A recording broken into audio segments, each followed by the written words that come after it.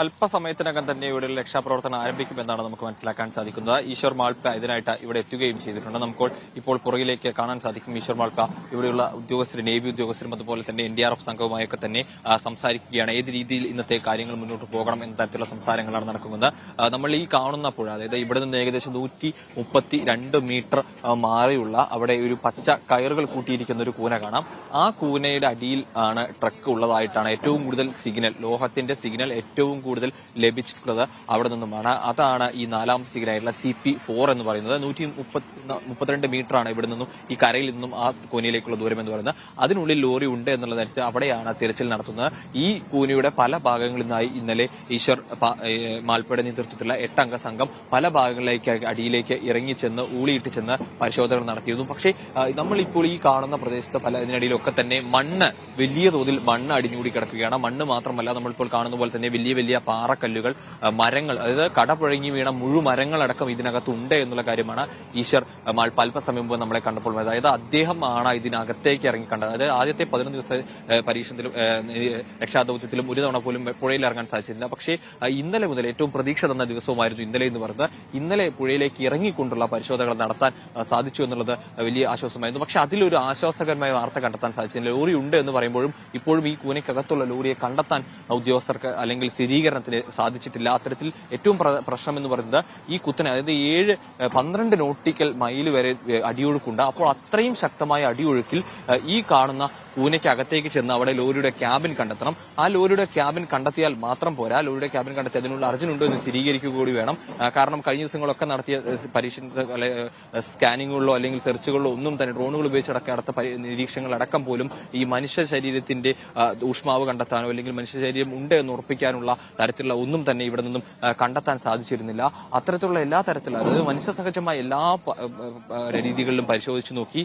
നിലവിൽ ഇപ്പോൾ അവിടെ കാണുന്ന ഈ കമ്പുകൾ ഉപയോഗിച്ച് ആഴത്തിലേക്ക് കുത്തി നോക്കുകയാണ്, എവിടെയെങ്കിലും തട്ടുന്നുണ്ടോ തരത്തിലൊക്കെ പരിശോധിക്കുകയാണ്. പക്ഷേ ഈ ഈശ്വർ മാൾപ്പം പറഞ്ഞനുസരിച്ച് ഇതിനകത്ത് അവർക്ക് തടിക്കഷ്ണങ്ങൾ കാണാൻ സാധിച്ചിട്ടുണ്ട്.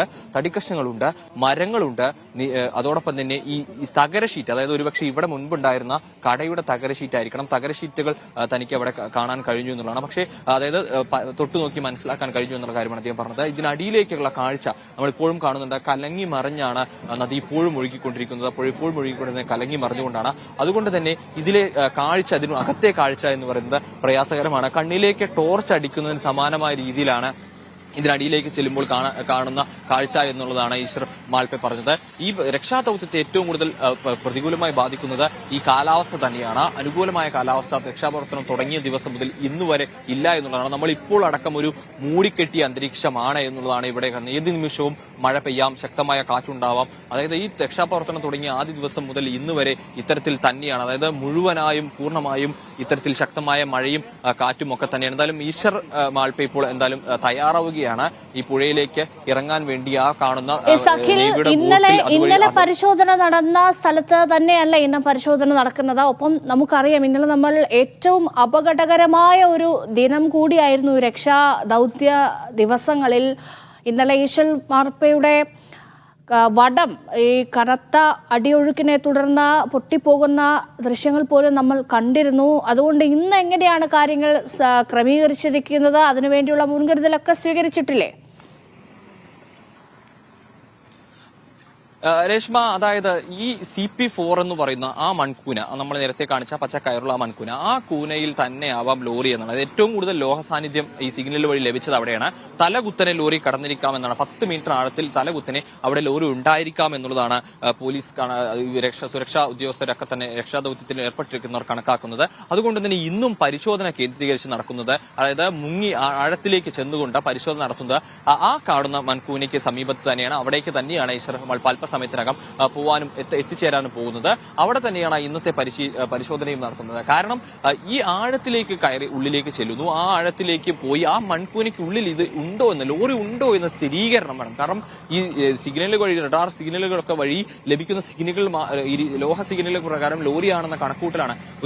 ആരും കണ്ടിട്ടില്ല ലോറി അതിനുള്ളിൽ ഉണ്ട് എന്നത് സ്ഥിരീകരിക്കാൻ കഴിഞ്ഞിട്ടില്ല. അപ്പോൾ അതിനുള്ള ശ്രമങ്ങൾ തന്നെയാണ്. അപ്പോൾ ആ കാണുന്ന മൺകൂനയ്ക്ക് കേന്ദ്രീകരിച്ച് തന്നെയാണ്. കാരണം ഏറ്റവും കൂടുതൽ ലോഹ ലോഹത്തിന്റെ സാന്നിധ്യം ലഭിച്ച സിഗ്നൽ എന്ന് പറയുന്നത് CP4 ആണ്. അതുകൊണ്ട് തന്നെ അവിടെ ആയിരിക്കാം ലോറി, അതിന് തന്നെയാണ് സാധ്യത. തലകുത്തനെ ലോറി ഉണ്ടായിരിക്കാം 10 മീറ്റർ ആഴത്തിൽ എന്നുള്ള നിഗമനത്തിലാണുള്ളത്. കാരണം പക്ഷേ അതിൽ ഏറ്റവും പ്രതിസന്ധി നേരിടുന്നത് 20 മീറ്റർ ആഴമുള്ള പുഴയ്ക്ക് 20 മീറ്ററിലും നമ്മൾ പുഴയ്ക്ക് മുകളിലാണ് മൺകൂനകൾ കാണുന്നത്. ഇതിനടിയിലേക്ക് പൂർണ്ണമായും ഇത്തരത്തിൽ കല്ലും മണ്ണും മരങ്ങളും കമ്പുകളും ഒക്കെ തന്നെ തിങ്ങി നിറഞ്ഞ പാറക്കൂട്ടങ്ങളും നിറഞ്ഞു നിൽക്കുന്നത്. അതായത് മണ്ണാണെങ്കിൽ ഒരുപക്ഷെ എപ്പോഴോ ഒലിച്ചു പോയിരുന്നിരിക്കാം. ആ മണ്ണിനെ ഈ പുഴ ഇത്ര കുത്തി ഒലിച്ചു വരുന്ന വെള്ളത്തിന് തടഞ്ഞു വെള്ളത്തിന് കൊണ്ടുപോകാൻ കഴിയാത്ത തരത്തിൽ ആ മണ്ണിനെ അവിടെ ഉറപ്പിച്ചു നിർത്താൻ കഴിയുന്ന കല്ലും മണ്ണും പാറക്കൂട്ടങ്ങളും ഒക്കെ തന്നെ അവിടെ ഉണ്ട് എന്നുള്ളത് നമുക്ക് ഈ ദൃശ്യങ്ങളിൽ നിന്നൊക്കെ തന്നെ മനസ്സിലാക്കാൻ സാധിക്കും. ഈ കാണുന്ന വലതുവശത്തെ നമ്മുടെ ഈ വശത്തായി കാണുന്ന ഈ പാറയാണ്, മൺകൂനകളാണ് മൊത്തത്തിൽ ഇടിഞ്ഞത്. ഇവിടെയൊക്കെ തന്നെ കരിങ്കല്ലുകളുടെ പാറക്കൂട്ടങ്ങളും ഒക്കെ തന്നെ കാണാം. അപ്പോൾ സ്വാഭാവികമായും ഈ മണ്ണ് പോകുന്നതിനൊപ്പം ഈ കല്ലും പാറക്കൂട്ടങ്ങളും ഇവിടെ കാണുന്ന വലിയ മരങ്ങളടക്കം കടപുഴകി ഇതിൽ വെള്ളത്തിനകത്തേക്ക് പോയിട്ടുണ്ടാകും. അപ്പോൾ സ്വാഭാവികമായും ഇതൊക്കെ തന്നെ ഈ വെള്ളത്തിനുള്ളിലുണ്ട്. ഇതിനുള്ളിലൂടെ ലോറിയുടെ ക്യാബിനിലേക്ക് എത്തുക എന്നുള്ളത് അത്യന്തം പ്രയാസകരമായാണ്. അതിലൊരു തീരുമാനം എത്തുക എന്ന് പറയുന്നത് എന്തായാലും ഇത്തരത്തിൽ ഈ ചേരുന്ന യോഗത്തിൽ, അതായത് കളക്ടറുടെ നേതൃത്വത്തിൽ ചേരുന്ന ഉന്നതതല യോഗത്തിലാണ് ഇതിൽ എന്ത് തീരുമാനം, അതായത് ഈ ഇത്തരത്തിൽ വീണ്ടും ഈ രക്ഷാദൌത്യം ഈ രീതിയിൽ തന്നെ തുടരണോ, അതല്ല എങ്കിൽ മറ്റെന്തെങ്കിലും പുതിയ രീതികൾ ആവിഷ്കരിക്കാൻ കഴിയുമോ എന്നത്തെ ചർച്ചകൾ നടത്തുന്നതാണ്. അപ്പോൾ നമുക്ക് ഇന്നത്തെ ഈ രക്ഷാ ദൌത്യം, ഈ യോഗം കഴിഞ്ഞാൽ അറിയാം എന്താണ് ഇനി അർജുനായിട്ടുള്ള ദൌത്യം എങ്ങനെ മുന്നോട്ട് പോകും എന്നുള്ളത് ഇനി വരുന്ന അടുത്ത മണിക്കൂറുകളിൽ നടക്കാൻ പോകുന്ന യോഗങ്ങളിൽ നിന്നും നമുക്ക് മനസ്സിലാക്കാൻ സാധിക്കുമെന്നാണ് കരുതുന്നത്. എന്തായാലും